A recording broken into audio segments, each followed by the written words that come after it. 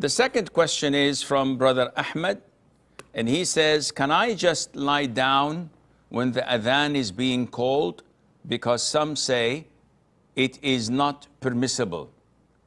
The answer is, there is no problem, none whatsoever, in lying down, in sitting, in playing, in even talking.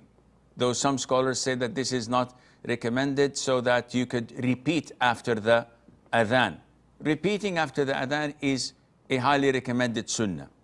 Is it mandatory? No. So if we are in a heated discussion and the adhan is called and we don't stop, are we sinful? The answer is no. Likewise, if you're lying down, if you're sitting, if you're playing, if you are eating, whatever you're doing, there is nothing wrong in that. And the determining factor is anyone who claims otherwise must bring us evidence. Because the default in everything we do is permissibility, till proven otherwise.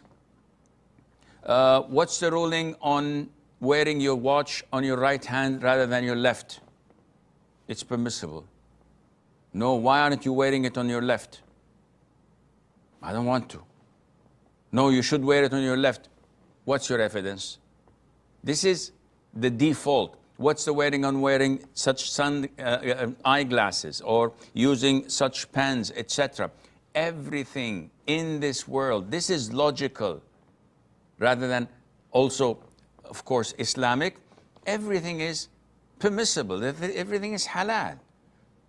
And this is known as al-bara'atul asliyah, the default, until proven otherwise. So when you claim that, oh, don't lie down, the adhan is being called, okay. Likewise, I would cascade this to Quran. So if Quran is being recited, I can't lie down. True? The elders would say, yes, true. No, it's not true. The Prophet ﷺ used to lie down and put his head in Mother Aisha's lap and read the Quran. So you know better than the Prophet ﷺ? So there is no restriction except from the Sharia, from the Quran and the Sunnah, and Allah knows best.